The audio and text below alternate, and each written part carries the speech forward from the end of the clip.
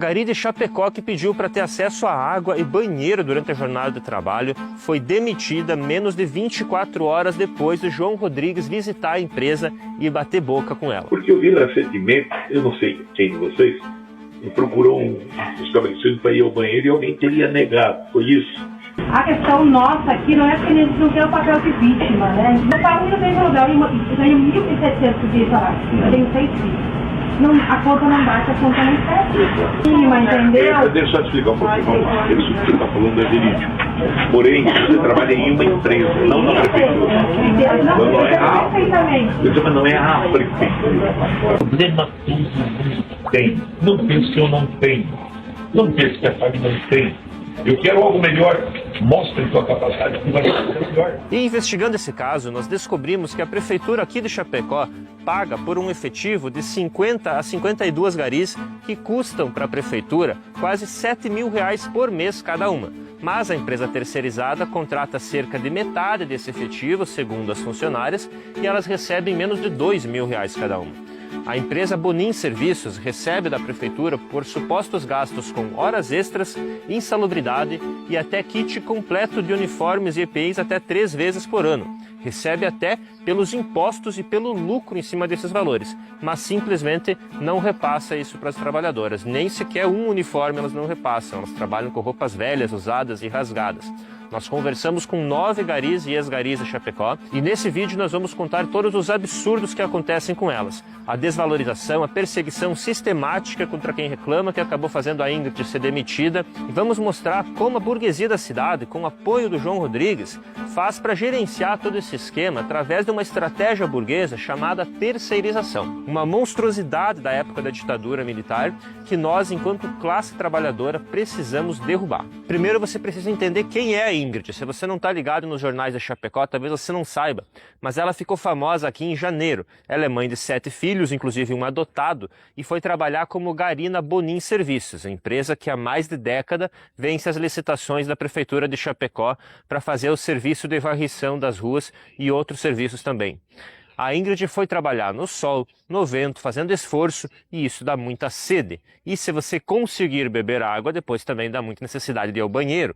E a única opção era pedir para os estabelecimentos comerciais. E aí ela descobriu que a maioria dos lugares negam o uso dos banheiros para garis. Elas enfrentam muita discriminação aqui na nossa cidade. Aí a Ingrid expôs isso e ela e outra colega gari começaram a lutar por valorização e dignidade. Começaram a mobilizar as trabalhadoras por uma proposta muito simples: credenciar estabelecimentos comerciais que topassem aderir para receber uma plaquinha de empresa amiga dos garis ou algo assim, para que as garis e também os clientes soubessem que ali naqueles comércios as garis seriam bem-vindas, ou que pelo menos poderiam usar o banheiro e encher uma garrafinha de água. Aí, claro, a mídia burguesa adorou a ideia, fizeram matérias com a Ingrid, contaram a vida dela inteira, fazendo de conta que estavam defendendo os interesses das garis. Empresários da cidade apoiaram a proposta na hora, rolou campanhas de doações para elas. O vereador Cleiton César, que é ex-apresentador de televisão, o cara que adora uma boa história, fez um projeto de lei para implementar a ideia da Ingrid, fez várias publicações jurando em defesa da valorização das trabalhadoras garis. Toda a sociedade burguesa fez de conta que se importava com as garis e que estava lutando contra a discriminação. Mas tem muitas coisas que nenhum vereador, nem nenhum jornal burguês comentou. Por exemplo, que essas trabalhadoras ganham um salário mínimo daqui, R$ 1.730, sem plano de saúde, vale de 400 e pouco, mas se pegar atestado perde o dia, como se a pessoa não precisasse comer quando está doente. Jornada das 7 às 11, das 13 às 17, em que elas recebem trecho, como a empresa chama, cerca de 16 quadras, que cada uma tem que limpar os 2 lados da rua e mais o canteiro no meio, totalizando aí quase 5 quilômetros de comprimento, com larguras diversas. Elas têm que varrer, juntar lixo, trocar a sacola das lixeiras, raspar a terra e até concreto que cai em volta das obras. Elas levam uma pá junto nesse carinho, é um trabalho pesado pra caramba. De meio-dia e também, quando tá chovendo muito, elas ficam na sede da empresa, lá no terminal, que elas chamam de O Barraco. Esse barraco, elas têm um banheiro para cerca de 30 funcionários, a empresa também tem funcionários que fazem outros serviços para a prefeitura, e elas literalmente almoçam na fila do banheiro. Elas têm que ir revezando, e às vezes nem dá tempo, elas têm que acabar usando o banheiro do terminal. Elas têm vários problemas de bursite, tendinite, bico de papagaio na coluna e, como a grande maioria dos brasileiros, depois da reforma da Previdência de Bolsonaro, elas têm pouquíssima chance de conseguir se aposentar.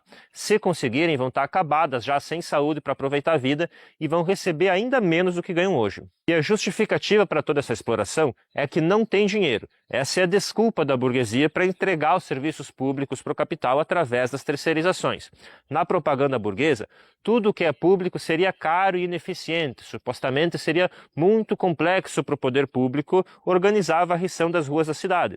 Aí a prefeitura precisa terceirizar para que uma empresa privada faça esse serviço. As terceirizações começaram no Brasil nos anos 70, durante a ditadura militar empresarial, e vem avançando muito desde então. Michel Temer aprovou até a quarteirização na destruição dos poucos direitos trabalhistas que restaram que ele fez lá em 2017. E hoje a pejotização está levando essa exploração a níveis ainda mais altos. E claro, Lula e PT também não tem nada a dizer contra isso, estão 100% a favor do grande capital. Mas vamos dar uma olhada aqui na planilha de custos que a empresa vencedora da licitação apresentou para justificar os seus preços. Tudo isso está disponível no site da prefeitura, gente. Licitação 219 de 2025, contrato 68 de 2026. Assinado pelo prefeito no dia 6 de março, 3 dias depois de bater boca com a Ingrid e as outras garis. E claro, também não sou especialista em licitação, nem advogado e muito menos juiz. Eu não sei se isso aqui é contra a lei ou não, mas com certeza é contra os interesses da classe trabalhadora. Nessas planilhas de custo apresentadas pela empresa, aparecem vários gastos no mínimo estranhos. É previsto um gasto de quase R$400 por mês para cada gari com horas extras. Mas na prática, não existe hora extra para elas. Segundo elas nos contaram, se elas fizerem 5 minutos sem querer, elas levam o xingão da empresa. Também é previsto a insalubridade de 40%, mas nos contra-cheques delas aparece apenas 20%. E também é previsto um kit completo de EPIs e uniformes a cada 4 meses. Mas segundo os relatos delas, elas chegam a ficar até 3 anos com a mesma roupa. Vão saindo e passando as roupas usadas para quem entra e quando chega alguma roupa nova, primeiro a empresa compra a conta-gotas e quando chega já acaba na hora. Mas o pior de tudo é que tanto os documentos da licitação quanto o plano emitido pela prefeitura prevêem 52 garis para fazer o serviço de varrição manual. E segundo as garis com quem conversamos, teria cerca de metade das pessoas fazendo esse trabalho. Aí a empresa estala o chicote nas costas delas, faz elas trabalhar dobrados. E aí olha que maravilha da matemática. Sobre todos esses valores que eles estão cobrando a mais e não estão repassando para as funcionárias, eles ainda estão cobrando também os impostos, 13º, férias, FGTS, sobre esses valores que eles não pagam. E depois ainda cobram uma taxa de lucro e riscos sobre esses valores e tudo vai virando uma bola de neve. Aí, supostamente, a taxa de lucro da empresa, lá nos documentos da licitação, seria de míseros 10%, uma taxa padrão de mercado. Mas na prática, se a gente tirar esses encargos da conta, mesmo considerando os gastos com uniformes que elas de fato recebem, com os impostos que de fato incidem sobre os valores delas, e se considerarmos o número de garis que, segundo elas, efetivamente trabalham nesse serviço, é fácil estimar que a empresa não está gastando nem metade desse valor de 4.100.000 que ela recebe por ano para fazer esse serviço. O João Rodrigues não apareceu lá para fiscalizar. Ele foi fazer um social. Afinal, ele vive em campanha, já fazem 10 eleições. Mas o encontro terminou em discussão porque a Ingrid questionou as condições de trabalho. E em menos de 24 horas depois, ela foi demitida.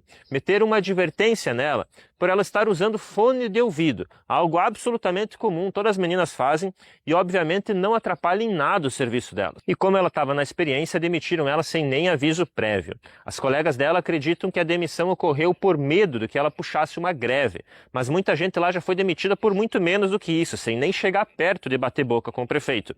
O que nos sugere que a empresa persegue e demite de propósito para justificar o quadro de funcionários sempre incompleto. Mas aí, em vez do prefeito ir lá fiscalizar, ele foi fazer palestrinha de coach. Meteu 25 minutos de romantização da exploração do trabalho. Nós vamos deixar as gravações completas disponíveis num link aqui na descrição para não dizerem que a gente manipulou alguma coisa nos cortes. Mas vou mostrar mais uns trechos aqui que são bem reveladores. A nossa colega teve bursite, a Márcia. Ela ficou de atestado e simplesmente não teve como fazer um raio-x, essa empresa não forneceu. Numa pós pelo SUS. Mas vai ter demora. Não é assim, Veja como ele não está pensando no bem dos trabalhadores ou das contas públicas. Ele está ali para justificar a exploração que essas mulheres sofrem. Ele está ali para justificar o lucro dos empresários. Elas estão sofrendo lesões porque elas estão trabalhando por duas. Mas em vez do prefeito pensar em fiscalizar a empresa, ele imediatamente tenta justificar que elas poderiam se tratar pelo SUS. Olha como é que é a lógica da cabeça dele. O marido passou o dia trabalhando, mas chegou em casa bravo, dando coice com a cachaça na cabeça. Olha a felicidade que tu tem em casa. Agora você sai cedo de casa, vem pra trabalhar, tá aqui, vai tomar um café. E a gente constrói na mente